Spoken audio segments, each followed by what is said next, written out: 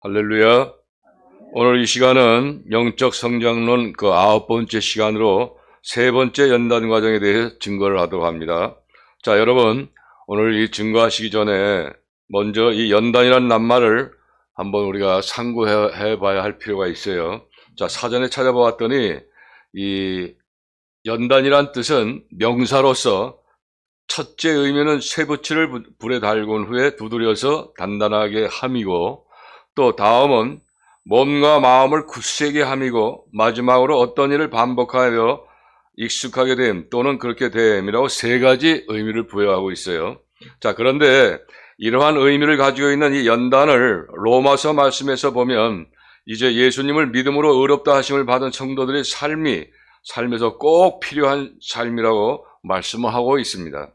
자, 왜냐하면 이 연단의 과정이 바로 이 성령으로 말미암는 하나님의 사랑이 우리 마음에 가득 부은 바 되기 때문에 그렇습니다. 자, 우리 이 말씀을 우리 화면을 보고 한번 합독하도록 합니다. 로마서 5장 1절로 5절까지의 말씀입니다. 자, 시작. 그러므로 우리가 믿음으로 의롭다 하심을 얻었은즉 우리 주 예수 그리스도로 말미암아 하나님으로 더불어 화평을 누리자. 또한 그로 말미암아 우리가 믿음으로 서 있는 이 은혜에 들어감을 얻었으며 하나님의 영광을 바라고 즐거워하느니라. 다만 이뿐 아니라 우리가 환난 중에도 즐거워하나니 이는 환난은 인내를, 인내는 연단을, 연단은 소망을 이루는 줄 알미로다. 소망이 부끄럽게 아니함은 우리에게 주신 성령으로 말미암아 하나님의 사랑이 우리 마음에 부은 바 됨이니 라고 말씀을 하십니다. 아멘. 자, 여러분, 이 무슨 말씀입니까? 우리들이 예수님으로 말미암아 믿음으로 서 있는 이 은혜에 들어감을 얻었기 때문인데 이 환난 중에도 즐거워한다는 거예요. 자, 왜냐하면 이 환난은 인내를, 인내는 연단을, 연단을 소망을 이루게 하는 것인데 이 소망이 바로 하나님의 사랑을 우리 마음에 부음을 받게 되는 은혜가 되기 때문이며, 자, 이러한 삶이 바로 칭의를 받은 그리스도의 사람이 되는 그 필수 과정이 되기 때문이라는 거예요. 자, 그런데 여러분, 이 그리스도의 사람을 크리스찬이라고 하죠. 자, 그런데 이 크리스찬이라는 말은 크라이스트 라이크맨을 줄임말로서 이 직역을 하게 되면 바로 예수님을 닮는 사람들이라는 뜻이에요. 근데 이 크리스찬은 하나님의 말씀과 기도로 거룩해 져가고 있는 사람들로서 성령이 함께하는 성도들 말하는 것입니다. 자, 로마서 8장 9절 말씀도 우리가 화면을 보고 합독하도록 합니다. 자, 시작. 만일 너희 속에 하나님의 영이 거하시면 너희가 육신에 있지 아니하고 영에 있나니 누구든지 그리스도의 영이 없으면 그리스도의 사람이 아니라. 아멘. 그리스도의 영, 성령이 안 계시면 크리스찬이라고 볼 수가 없어요. 그러니까 우리는 항상 성령을 모시고 사는 사람들이에요. 자, 그러다 보니까 오늘 또 강의 전에 로마서 5장과 8장 말씀을 상고했는데 이 로마서 말씀은 모두 16장 말씀으로 되어 있어요. 자, 한 40분 정도면 다 읽을 수가 있는 그런 성경책이지만, 자, 이 책은 인류 역사를 여러 번 바꾼 책이라는 별명이 있어요. 그야말로 다이아몬드서라고 이야기하는 신학자들이 말들 합니다. 그리고 또 이 로마서는 기독교 신앙의 핵심 교과서 책으로서 전반부와 후반부로 나눠져 있는데, 전반부는 1장에서 11장까지의 말씀이고 후반부의 말씀은 12장에서 이제 16장까지의 말씀인 것입니다. 자, 여기서 우리가 보면 1장에서 11장까지는 속죄론과 구원론, 그리고 또 율법과 복음의 그 차이를 또 그리스도인으로서 지켜야 할 주요 교리 지침서입니다.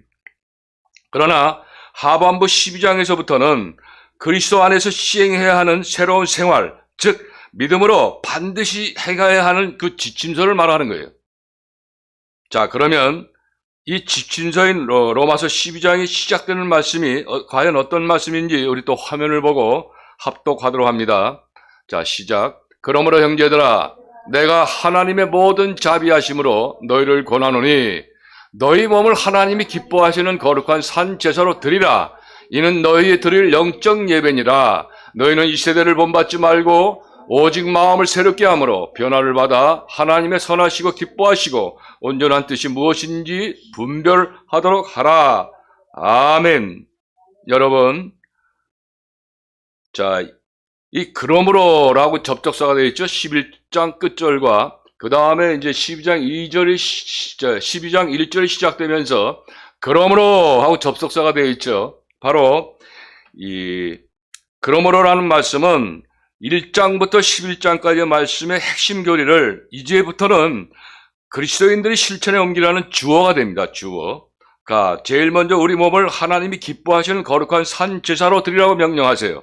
자, 그러면서 2절 말씀에 이것이 바로 하나님의 선하시고 기뻐하시며 온전한 뜻인데, 이 하나님의 그 온전한 뜻, 하나님의 뜻이 바로 무엇인가 분별하도록 하라고 명령을 하세요.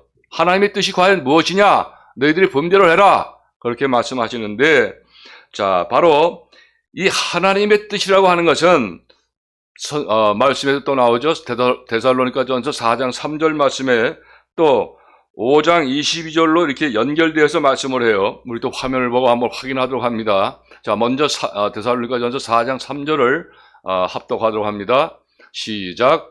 하나님의 뜻은 이것이니 너희의 거룩함이라 곧 음란을 버려라. 이렇게 말씀하시고, 그 다음에 데살로니가전서 5장 22절에서 24절까지의 말씀을 이어서 악은 모든 모양으로라도 버리라. 평강의 하나님이 친히 너희로 온전히 거룩하게 하시고 또 너희 온 영과 혼과 몸이 우리 주 예수 그리스도 강림하실 때에 흠이 없게 보존되기를 원하노라. 너희를 부르신 이는 미쁘시니 그가 또한 이루시리라. 아멘. 자, 하나님의 뜻은 우리의 거룩이라는 말씀이며, 이 거룩은 하나님이 친히 우리를 온전히 거룩하게 하시지만 우리들은 우리들의 영과 혼과 몸을 예수님의 재림하실 때에 흠이 없도록 보존하시라는 뜻인 것이며, 이 또한 예수님이 이루신다는 말씀인 것인데, 자, 오늘 우리가 공부하는 이 연단 과정도 바로 이 디모데전서 4장 5절 말씀과 같이 하나님의 말씀과 기도로 거룩해져가는 그런 과정인 것입니다. 사랑하는 여러분들은 바로 이러하신 하나님의 말씀과 기도로서 연단을 받아 거룩해져가는 과정임을 먼저 인식을 하시고 오늘과 이후에 진리증거에 참여하심으로 더욱 우리가 성화되는 삶, 예수님을 닮아가는 삶을 사시기를 축원합니다. 자, 그러면 오늘 도표를 보면,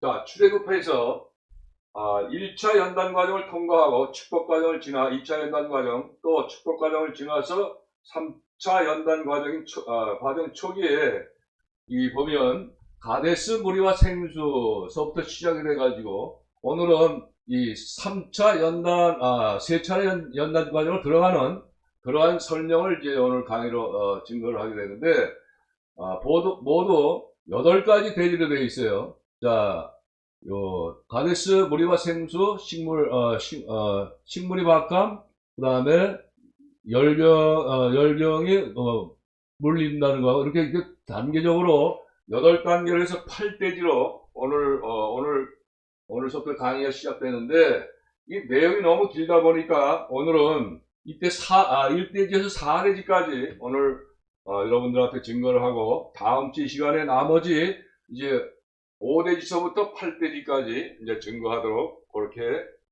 강의가 진행됨을 말씀드립니다. 자, 그러면 먼저 가데스에서 생수를 마실 때부터 미디안 왕들의 군대들과 싸움까지 목차 중에 첫 번째 모형적 진리에 대해서 살펴보도록 합니다. 자,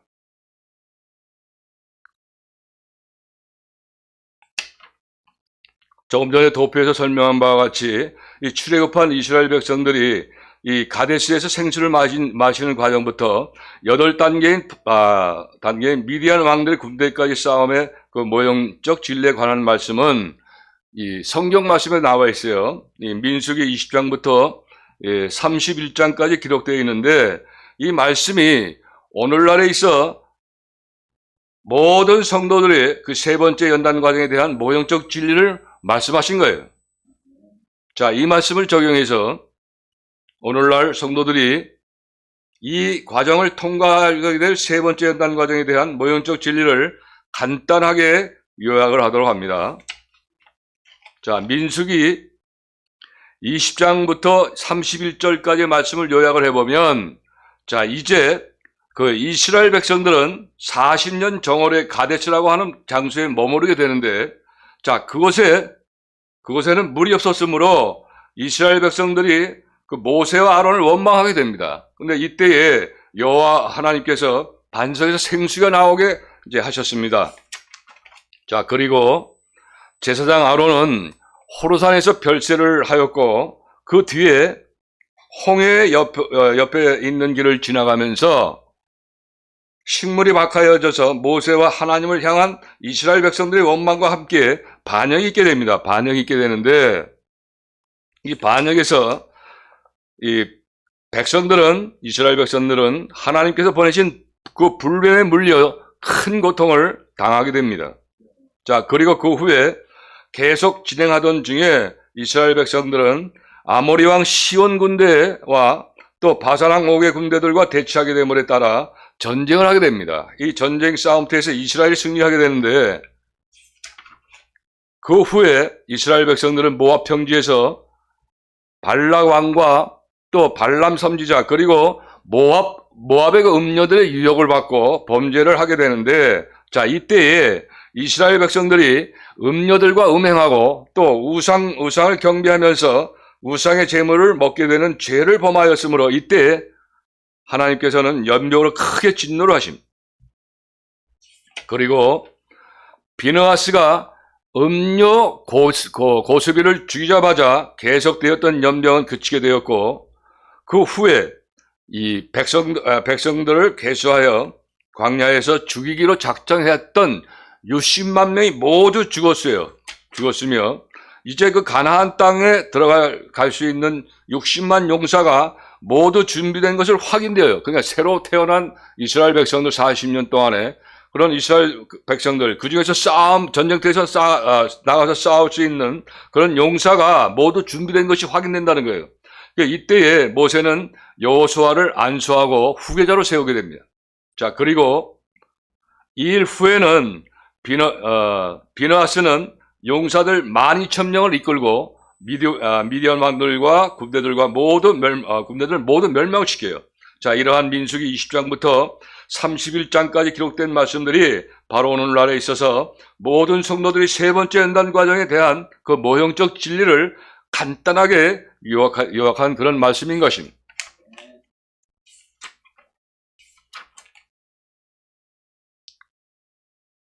자, 이 모형적 진리에 대한 해설은 모두 아까도 말씀드렸지만 8가지 대지로 되어 있는데, 먼저 제1대지 내용인 가데스 무리바 생수 과정을 해설하도록 합니다.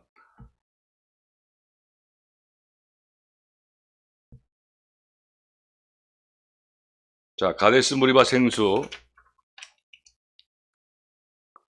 자, 먼저 모형적 진리인 가데스 무리바 생수를 그림을 통해서 한번 보시겠습니다. 조금 아까 봤죠? 조금 아까는 도표를 봤지만 이번에는 이제 화면을 보시고 다시 한번 확인하시기 바래요. 자, 가데스 무리바 생수 과정이에요. 자, 파란색 부분이 바로 밑에 표시된 곳이 그 가데스 무리바 생수 과정이죠. 보이시죠? 저 파란, 그래 하얀 글자. 자, 그러면 이제 그 이스라엘 백성들이 가데스의 그 무리바 반석에서 흘러나오는 생수를 마시게 된 것이 과연 상징하는 그 의미에 대해서 우리가 알아보게 되면, 바로 이것은 하나님께서 성도들이 정력적이며 세상적인 축복들을 용감하게 떨쳐버리고 세 번째 연단 과정에 들어가기 위한 그 결단을 하도록 풍성한 은총을 체험하게 하시는 것을 가리켜 말을 하는 것입니다. 그리고 다음으로는 가데스 무리바 생수에 해당되는 철로 역정 과정에 대해 살펴보도록 합니다. 이 내용을 살펴보게 되면, 먼저 기독도가 허례와 위선을 떨쳐버리고 감난산 아래에 있는 샘물을 마시는 과정에 해당되는 것인데, 이 가데스에서 생수를 마시기 전에 성도들은 허례와 위선이 자기의 행실 가운데서 많은 것을 발견하게 되고, 이제는 떨쳐버려야 될 줄 알면서도 그게 쉽게 되지 않기 때문에 아주 무척 고민을 하고 괴로움을 당하게 됩니다.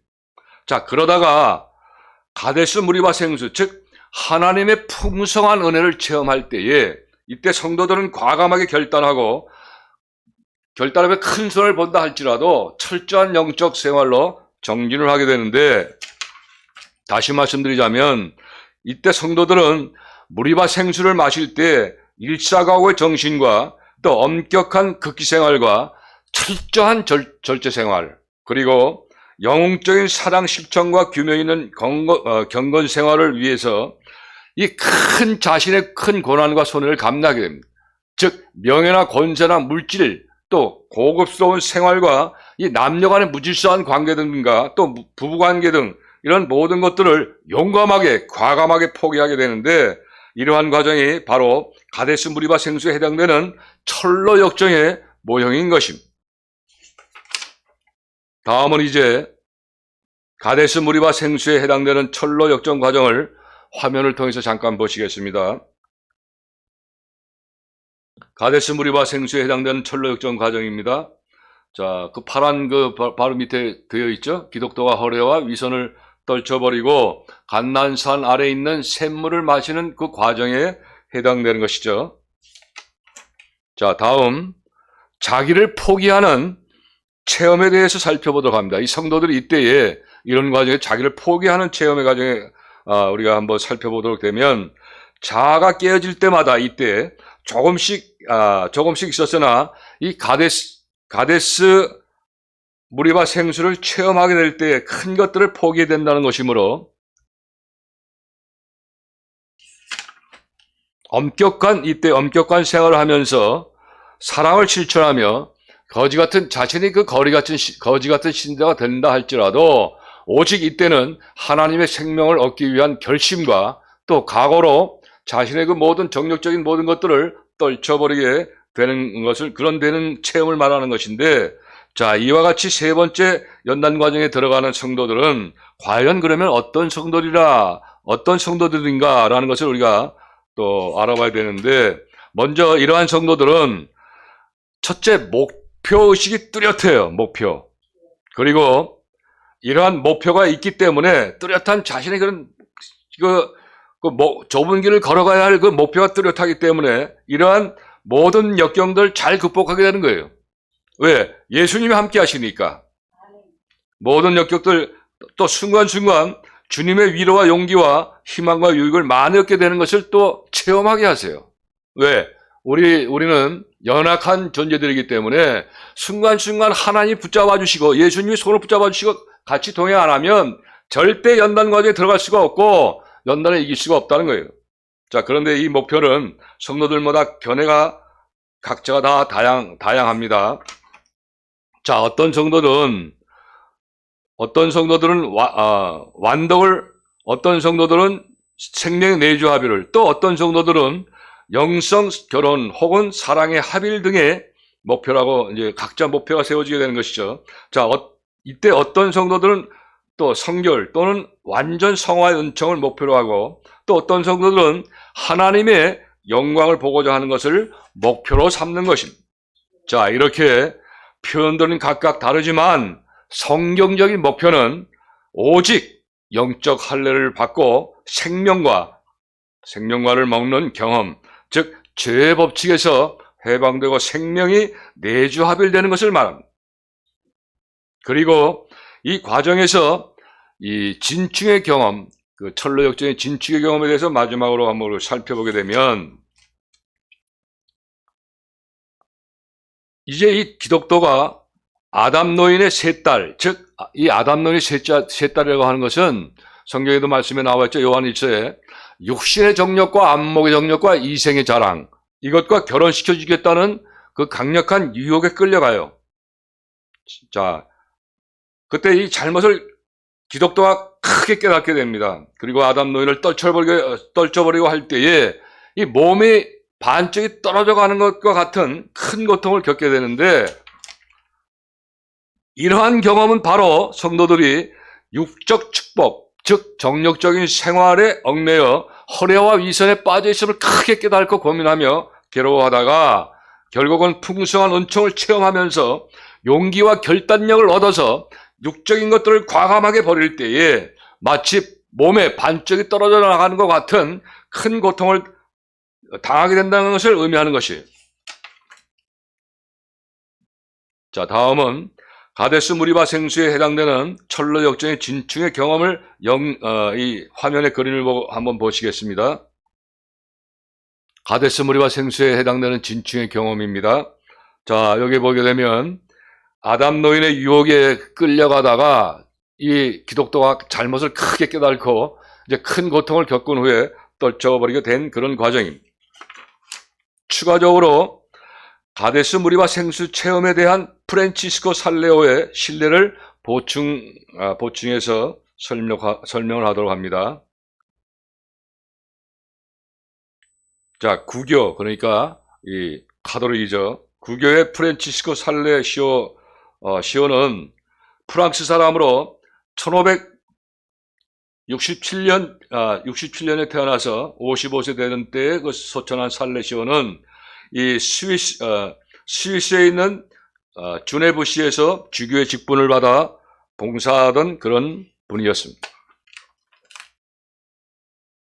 자, 이 실레시오는 8단 진복의 5번째 단계가 끝날 무렵에 이 신심생활을 잘 하던 때에 미망인을 만나게 됩니다.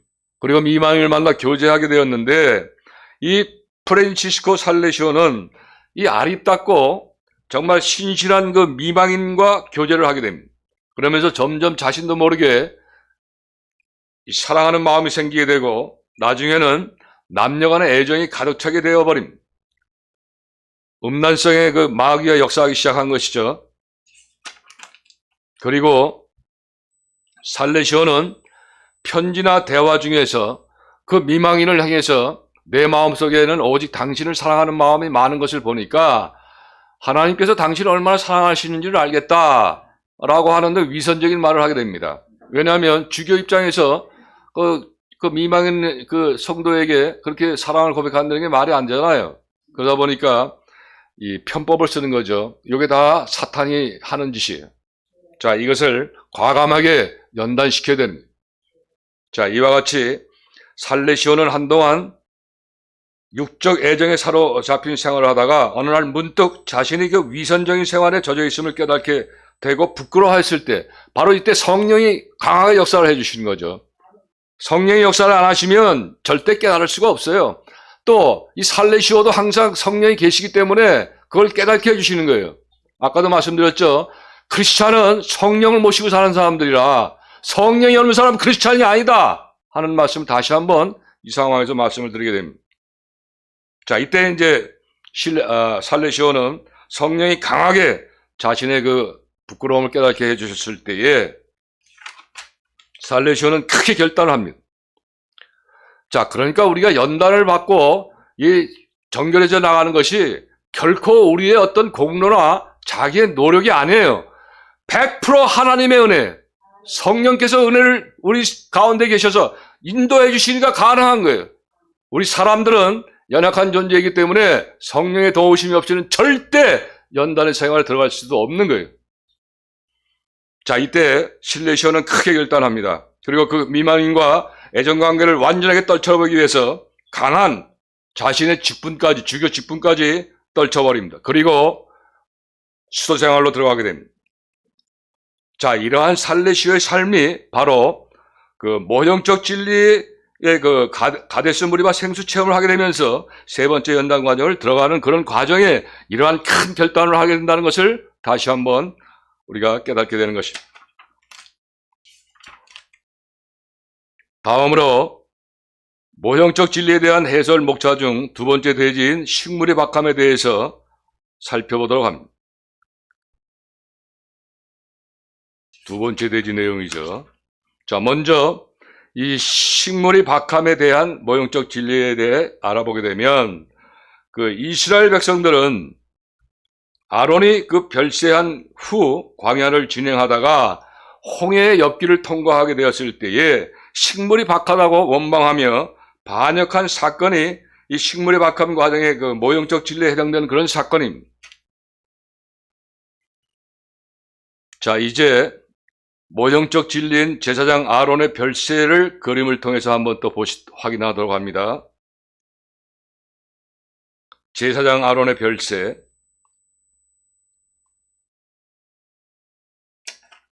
그리고 모형적 진리인 식물의 박함을 그림을 통해서 또 다시 한번 확인하도록 합니다. 식물의 박함입니다.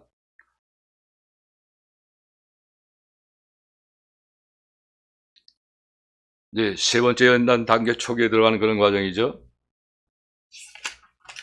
다음으로 식물이 박함에 대한 모형적 진리를 해설하도록 합니다. 해설해보면 성도들은 가데스 무리바 생수를 체험할 때에 허례와 위선에 빠지게 했던 정욕적이고 세상적인 것들을 과감하게 끊어버리고 예수님의 밝은 빛을 따라 철저한 영적 생활을 로만 정진하게 됩니다. 자, 그리고 이때 세 번째 연단 과정의 초기에는 풍성한 은혜 체험으로 말미암아 기쁨과 감격이 넘치게 되고 적극적인 영적 생활을 하게 돼요. 성령의 은혜로. 주님이 함께 하시니까. 자, 그러다가 얼마 동안 지나다 보면 이미 육신 생활에 필요한 것들을 엄격하게 절제하고 있기 때문에 식생활을 비롯해 경제적인 그런 형편과 이 주변 환경들이 극심하게 궁핍한 궁지에 빠져 들어가게 되는데, 이때 성도들은 하나님의 도우심을 기대하지만 하나님 나타나지 않으셔요. 먼저 시간에 숨바꼭질을 말씀하셨죠. 자, 순간적으로 낙심하게 됩니다. 그리고 좌절감에 사로잡혀서 그런 경험을 또 하게 하는 거예요. 바로 숨바꼭질 경험을 하게 하시는 것이죠. 자, 그리고 하나님께서는 이러한 경험을 통하셔서 성도들의 자아가 철저하게 깨어지게 하고 깨어진 자아들을 계속하여 분리를 시키세요. 그리고 전보다 더욱 더 철저하게 영적인 것들과 육적인 것들을 깨트려서 분리시키셔서 마음과 행실을 정결케 하신 것이 바로 모형적 진리에 대한 해설 두 번째 대지 내용인 식물이 박함의 과정을 말씀하신 것입니다.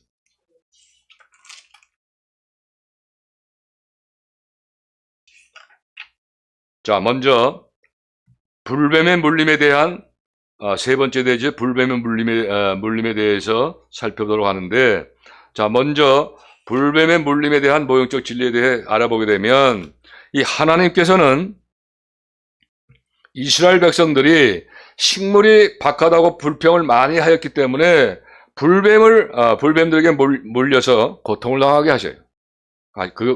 고통을 당하게 하신 것을 말씀하신 것인데, 자, 모형적 진리인 불뱀을 통해 그림을 또 통해서 다시 한번 확인하도록 합니다. 자, 불뱀에 물리는 세 번째 대지인 과정이에요.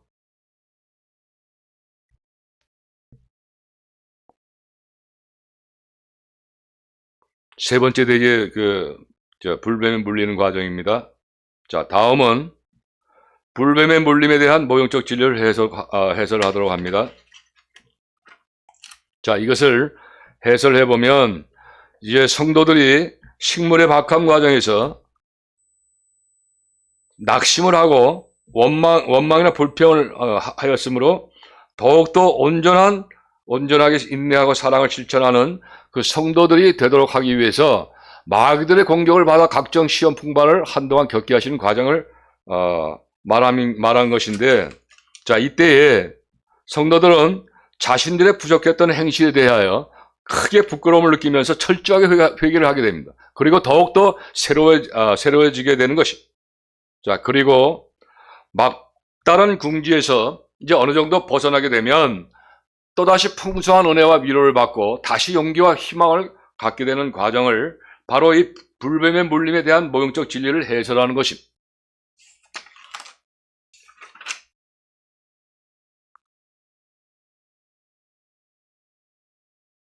자, 다음은 오늘 강의 네 번째 대지인 모형적 진리에 대한 해설 목차 아모리 왕과 바산 왕의 군대들과 싸움에 대해 살펴보도록 합니다.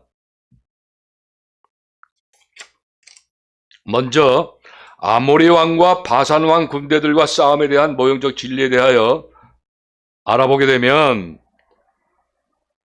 이것은 바로 이스라엘 백성들이 불뱀에 물린 사건 후에 광야의 길을 진행하다가 아모리 왕 시온의 군대와 바산 왕 옥의 군대와 싸워서 이제 큰 승리를 거두게 되는 사건의 과정을 오늘 강의 네 번째 대진 그 아모리 왕과 바산 왕 군대들과 싸움에 대한 모형적 진리로서 말씀을 하는 것입니다. 다음은 모형적 진리인 아모리 왕과 바산 왕 군대들과 싸움을 또 그림을 통해서 알아보도록 합니다. 아모리 왕과 바산 왕의 군대들과 싸움입니다. 네 번째 그 대지에 되어 있죠. 아모리 왕과 바산 왕의 군대들과 싸움. 다음 아모리 왕과 이 바산 왕의 군대들과 싸움에 대한 모형적 진리를 해설을 해보면, 자, 이제 그 성도들이 불뱀에 물리는 과정에서 이 괴로움을 당하며 큰 시험을 받다가 하나님의 위로하심과 용기를 얻어 새롭게 결단을 하고 또 철저한 영적 생활을 해 나가고 있을 때에 마귀들이 가만히 있질 않죠. 온갖 시험 풍파를 일으켜서 범죄하도록 또 유혹을 합니다. 철저한 영적 생활을 방해하지만 거룩한 행실로 승리하면서 용사와 같이 생활하는 과정을 말하며, 이때 성도들은 마음속에 그 번개처럼 나타났다가 사라지는 죄의 법칙 때문에 극심한 그 고민을 하게 되면서 통과를 하게 됩니다. 사도 바울께서 아하 나는 곤고한 사람이로구나 하는 그 말씀대로 그냥 죄를 이렇게 스치고 지나가는 것만 해도 그것 때문에 고민하게 되는 그런 단계도 있다. 이게 바로 세 차례 연단 과정에 있다는 거예요.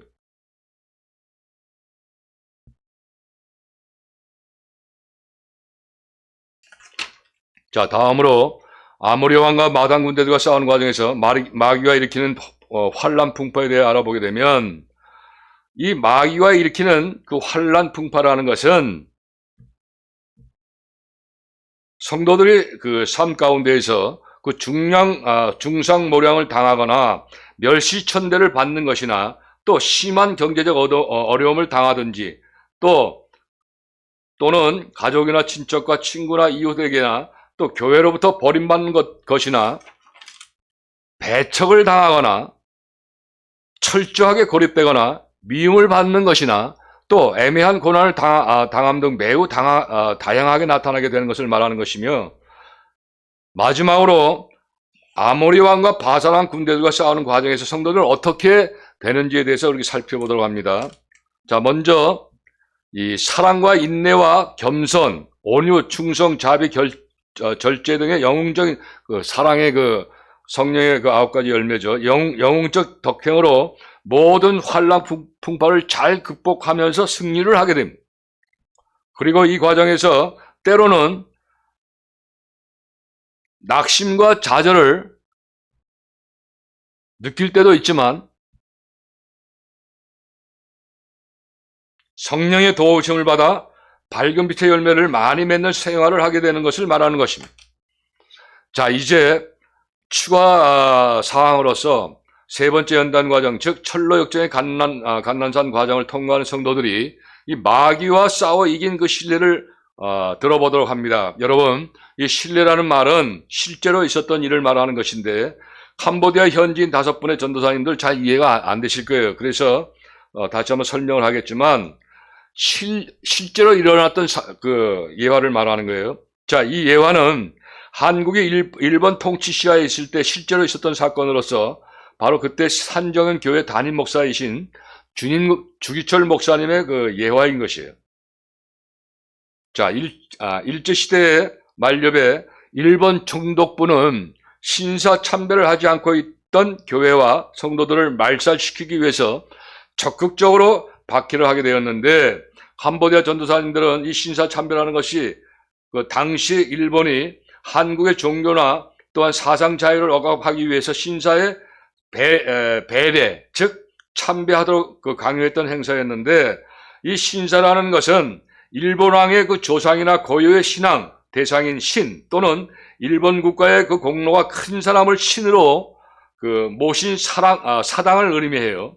자, 사당을 말하는 것인데, 참고적으로 이 전 세계에서 가장 우상 집단이 가장 많은 나라가 일본이라는 점을 참고하시기 바래요. 자, 이때에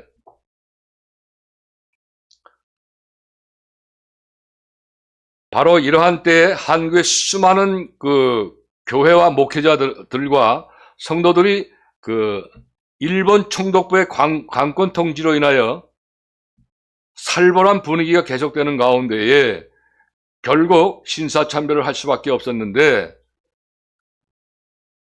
이때에 소수의 성도들은 끝까지 신앙을 지키며 신사 앞에 굴복하지 않고 있었어요. 왜냐하면 십계명 제1, 2, 3, 4계명이 범하지 않기 위해 생명을 걸었던 것이에요.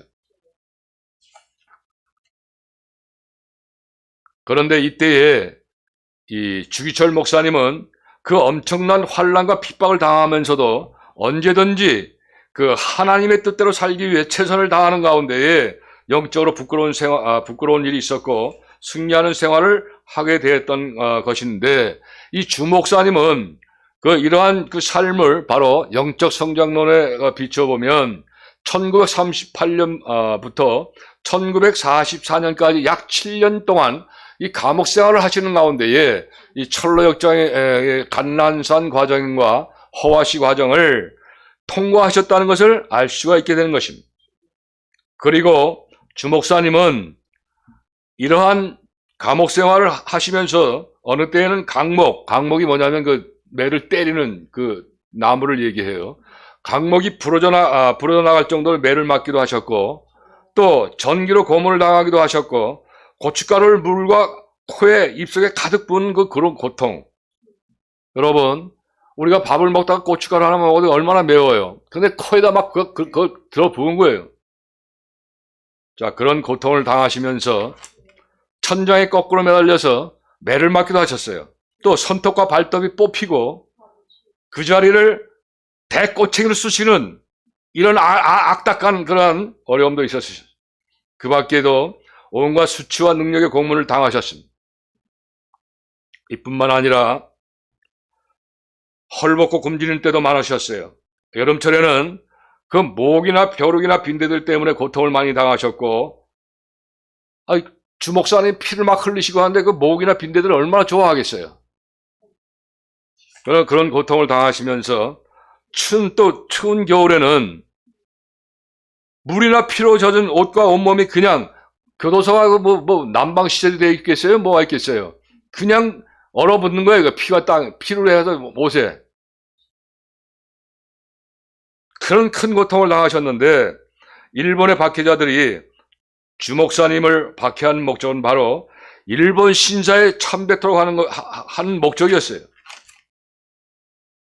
그리고 심지어는 심한 고문을 인하여 하루에도 몇 차례씩 기절하는 일이 있으셨어요. 그 박해자들은 기절한 주 목사님에게 찬물을 끼얹어 정신을 들게 한 후에 계속적으로 신사 참배를 강요했던 것입니다. 그리고 주 목사님이 감옥에 갇히셔서 온갖 고통을 받고 계실 때에 주 목사님의 소속인 교단에서는 신사 참배를 하지 않는다는 이유로 목사직을 강제로 파면을 합니다. 뿐만 아니라 주 목사님이 목회하시던 산정현 교회도 폐쇄를 시켜버려요. 교단에서. 이때 늙은 노모와 부인들은 사택에서 쫓겨나게 됩니다. 그리고 헛간과 같은 허술한 방에서 고생을 하셨으며, 주 목사님의 두 아들은 쫓겨다니 생활을 하셨습니다. 그리고 교회 교인들과 주 목사님들의 가족들이 번갈아 감옥으로 붙잡혀 들어가서 심한 매질을 비롯해서 온갖 핍박을 당해야만 했습니다. 그렇지만 이러한 거칠고 사나운 역경 가운데서도 주기철 목사님은 은밀하게 돌보시는 하나님의 사랑과 은총과 위로를 힘에 입어서 오히려 빛의 열매를 맺게 됩니다. 주 목사님이 이러한 많은 숱한 고통을 당하는 것도 다 주님이 함께 하셨기 때문에 그렇기 때문에 이겨나갈 수가 있는 거예요. 만약에 주님이 함께 하신다면 그렇게 이겨나갈 수가 없어요. 이때 빛의 열매를 풍성히 맺으시면서 등경 위에 켜둔 등불처럼 살아가다 순교를 하시게 됐는데, 순교하시기 직전에 주목사님 사모님이 면회를 갑니다. 추운 겨울에 주목사님 면회하러 갔을 때에 목사님의 이 땅에서 지금 현재 가장 소원이 뭡니까? 하고 사모님이 물어봐요. 자, 그때 여러분, 목사님이 이제 곧 순교하실 때인데 가장 소원이 무엇이겠습니까? 육신적으로 얼마나 고통을 받으셨길래 그 추운 겨울에 사모님이 여쭤봤을 때, 여보, 내 소원은 뜨거운 숭늉 한 그릇 마시는 게 소원이다 라고 말씀하십니다. 얼마나 큰 고통을 당하셨습니까? 저는 이 말씀을 들을 때에 펑펑 울었어요. 여러분, 주목사님과 같이 세 번째 연단 과정이라는 이 과정을 통과하는 성도들은 아무리 큰 어려움이 속에 있다 할지라도 마음이나 행실이나 이 생활 가운데 지극히 작은 죄까지도 범하지 않게 됩니다. 정력적인 잘못에 빠지지 않기 위해서 또한 회개 생활을 철저하게 됩니다. 그리고 예수님의 좁은 길을 달리는 중에 정결한 것이 되어서 하나님의 생명을 닮을 수 있는 준비가 되는 것이에요. 아까 말씀하셨죠? 로마서 5장에서 하나님의 사랑이 마음에 부은 바가 됩니다. 이때에도 하나님께서는 이 과정을 통과하는 성도들에게 은밀하면서도 다양한 방법으로 위로와 용기를 북돋아 주시기 때문에 성도들은 순간순간 육적인 것들을 다 버리고 영적인 삶을 열매를 맺으면서 승리 생활을 하게 될 수 있는 것을 말하는 것입니다. 자, 우리는 이것을 깨달아야 합니다. 이는 바로 오늘 강의 시작되기 전에 상고한 말씀인 데살로니가전서 5장 23절 24절까지의 말씀과 같이 우리 성도들의 영과 혼과 몸을 거룩하게 하시는 연단 과정을 승리하며 통과하게 하시는 것은 모두가 하나님의 은혜요, 모두를 하나님께서 직접 이루신다는 것이. 할렐루야. 우리는 이 영적 생활론을 공부하면서 무엇이든지 모든 것이 다 하나님의 은혜로 진행되는 것을 믿으시기 바랍니다. 지금은 마지막 때입니다, 여러분. 이 교회 강단에서 온갖 잘못된 그런 선포들을 많이 합니다. 복음주의 하는데 우리가 이렇게 자유의지를 가지고 하나님께 드리는 이런 과정 모든 것을 배척을 합니다. 여러분, 성경 66권의 정말 결론은 복음주의예요. 완벽한 복음주의. 자, 완벽한 복음주의가 뭡니까? 이러한 하나님의 말씀들을 믿음으로 순종할 때, 믿음으로 실천하는 것, 이것이 바로 완전한 복음입니다.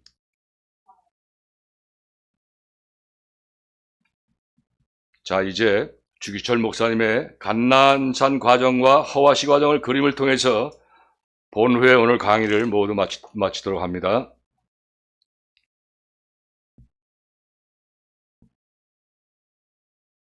주기철 목사님의 감난산 과정과 허와시 과정이죠. 이 철로 역정에. 자, 주기철 목사님은 1938년부터 1944년까지 약 7년 동안의 감옥 생활을 하시는 가운데에 철로 역정의 이 과정인 세 번째 연단 과정을 통과한 것입니다. 할렐루야. 다음 주 이 시간에는 오늘 강의에 이어서 세 번째 연단 과정의 모형적인 진리에 대한 해설 중에 제5대지부터 8대지까지를 강의하도록 합니다. 많은 참여하시길 바랍니다. 감사합니다.